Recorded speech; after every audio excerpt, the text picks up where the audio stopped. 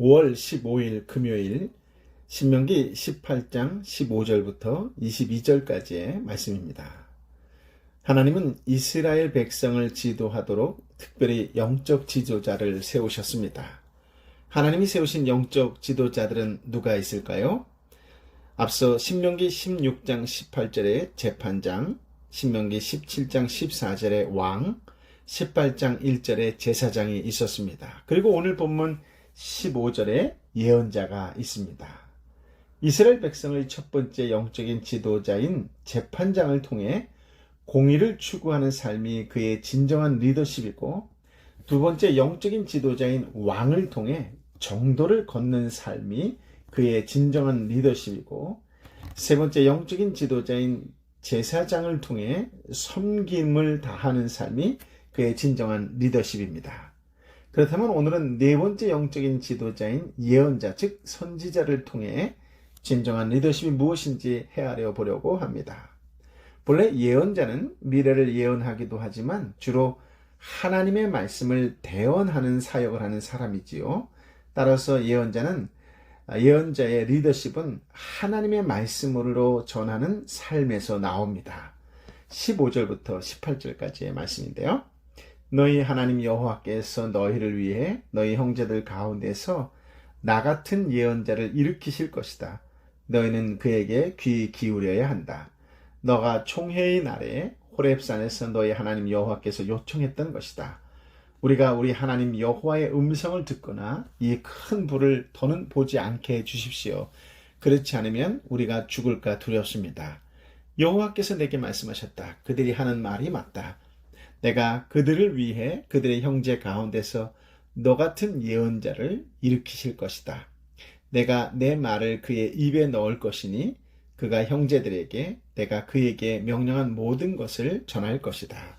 15절, 18절 말씀을 보면 하나님은 모세와 같은 선지자를 일으켜서 그를 통해 말씀하시겠다고 하셨습니다. 15절은 모세의 말이고 18절은 하나님의 말씀입니다. 그렇다면 이 모세 같은 선지자는, 예언자는 도대체 누구일까요? 신약성경 요한복음 5장 45절부터 47절, 요한복음 6장 14절, 사도행전 3장 22절 23절, 사도행전 7장 37절을 읽어보시면 이 예언의 말씀이 예수 그리스도를 가리킨다라고 하는 것을 알 수 있습니다.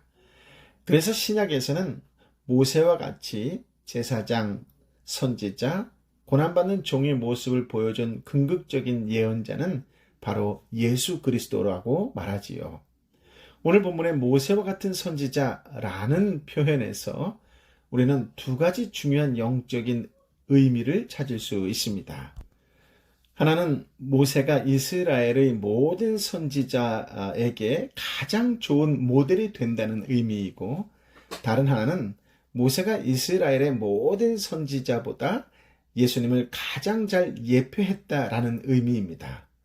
그렇다면 우리는 하나님이 세우신 영적인 지도자인 예언자에게서 배워야 할 리더십은 무엇일까요?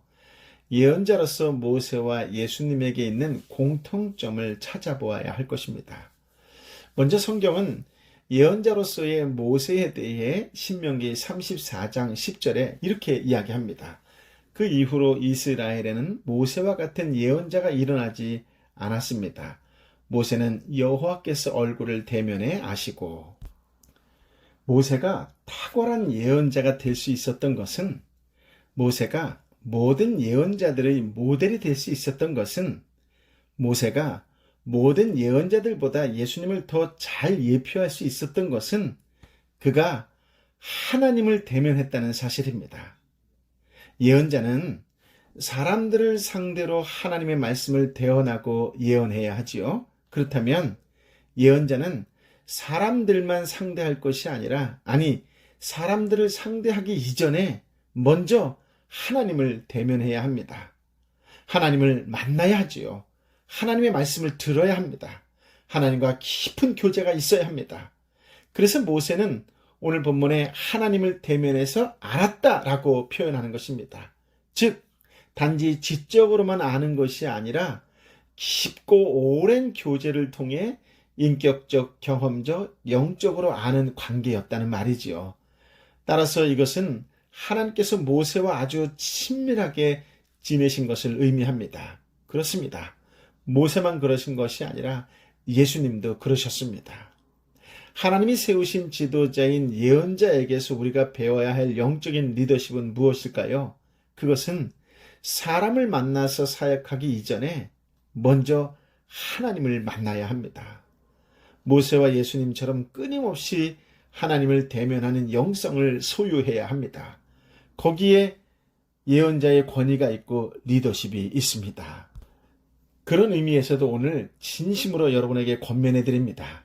하루도 빠짐없이 3개월, 6개월 날마다 말씀을 듣고 적고 필요하면 암송하며 삶에 옮겨보십시오. 놀라운 변화가 일어날 것입니다. 특히 공휴일, 주일, 토요일 할 것 없이 일주일 내내 하루도 빠짐없이 마치 보약을 복용하듯 말씀 묵상을 해 보십시오. 어떠한 마음의 병도 치유될 것입니다. 예수님의 이름으로 치유될지어다. 아멘. 19절부터 22절까지의 말씀인데요. 함께 읽어보겠습니다.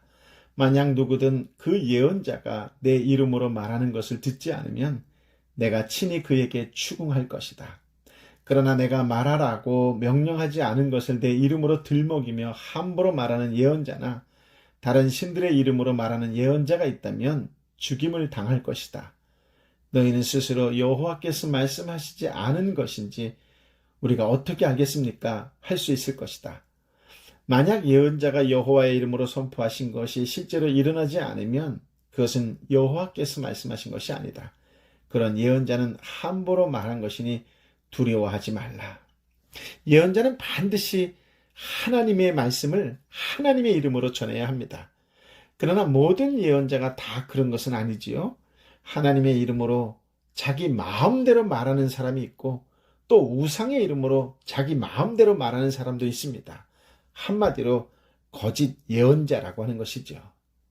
그러나 여기서 우리가 참 예언자인지 거짓 예언자인지가 누구일까라고 말을 할 때 오해하는 것이 한 가지 있는데요. 그것은 우리가 흔히 참 예언자가 처음부터 따로 존재하고 거짓 예언자도 처음부터 따로 존재한다고 생각하는 경향입니다. 그러나 참 예언자나 거짓 예언자나 처음부터 따로 존재하는 것이 아닙니다. 모든 예언자들이 다 참 예언자가 될 수도 있고 자칫 잘못하면 거짓 예언자가 될 수도 있지요.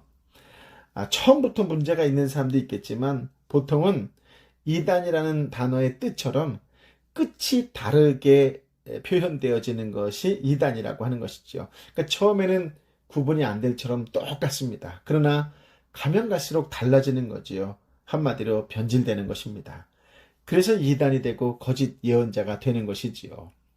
오늘 본문에서 참 선지자와 거짓 선지자를 구별하는 두 가지 기준점이 제시되어 있는데요. 하나는 예언자가 하나님의 말씀을 말하느냐, 자기 마음대로 말하느냐라고 하는 것이고, 또 다른 하나는 예언자가 말한 내용대로 성취되느냐, 성취되지 않느냐라고 하는 것입니다. 만약 예언자가 하나님의 이름으로 말했음에도 불구하고 성취되지 않는다면 자기 마음대로 말한 것에 불과하다는 것이지요. 그는 거짓 예언자입니다. 반면에 참 예언자라고 한다면 처음부터 끝까지 고집스럽게 하나님의 말씀만을 전하지요. 거기에 예언자의 권위가 있고 리더십이 있습니다.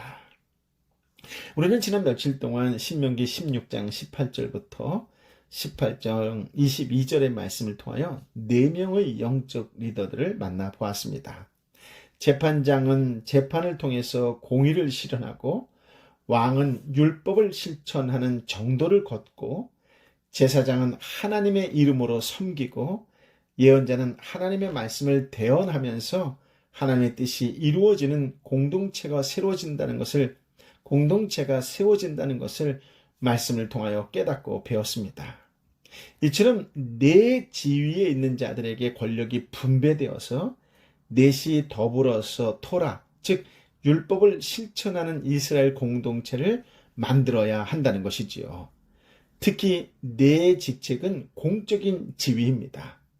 따라서 재판장은 뇌물을 받지 말아야 하고 왕은 군마나 안에 은 금을 많이 두지 말아야 하고 대신 율법책을 자기 옆에 두어야 합니다. 항상 기록하고 읽고 묵상하고 지켜 행하는 것이지요.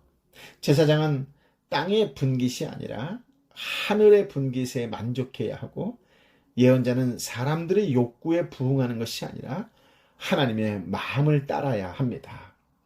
여기서 분명하게 보여주는 것은 이스라엘의 성공 여부는 주변 나라들처럼 군사적으로, 경제적으로 또는 땅으로 부강한 것이 달려 있는 것이 아니라, 즉 북이 영화에 있지 않다는 것이죠.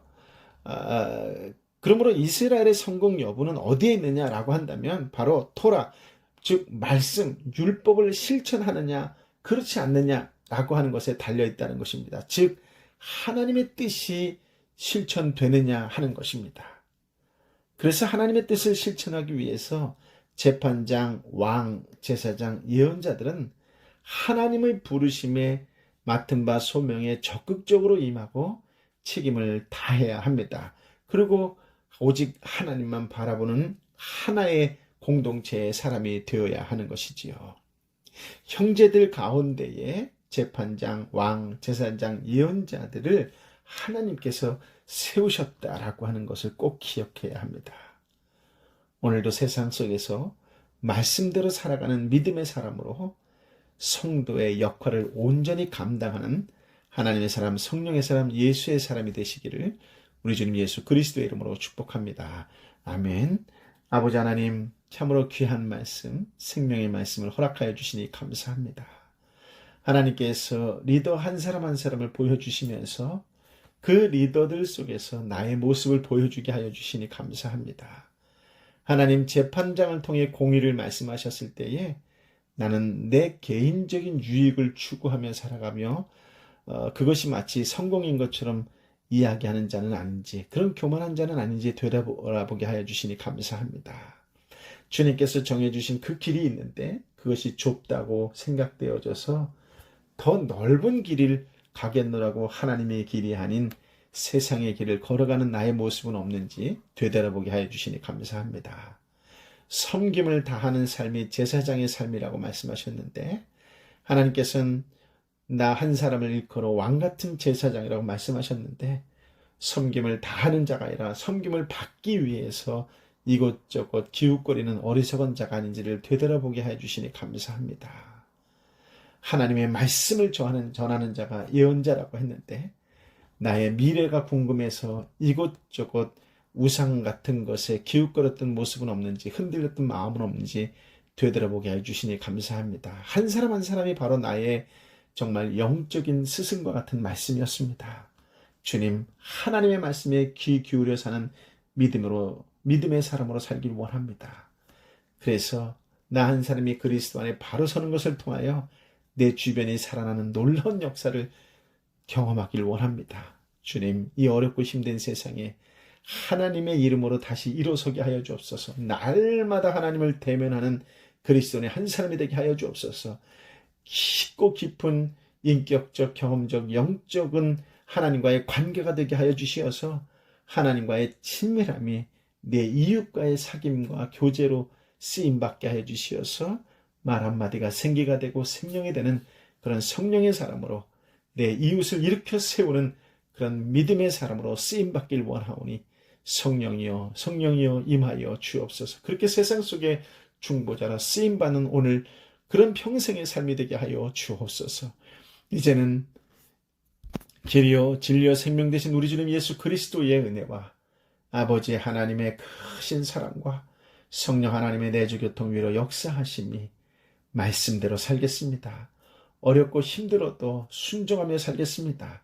내 것이 맞다고 고집 피우지 않겠습니다. 한 영혼이라도 더 세우는 일에 기꺼이 쓰임받길 원합니다라고 끝까지 하나님의 말씀만을 붙잡고 살아가기를 원하는 하나님의 사람들 한 사람 한 사람 머리 위에 저들이 눈물로 기도하는 대상자들 한 영혼 한 영혼 가운데에 특별히 아프고 힘들고 지쳐있는 내 사랑하는 자매와 형제 가운데에 이 땅과 열방의 선교사님과 선교지 위에 함께하여 주옵기를 간절히 축원하옵나이다. 아멘.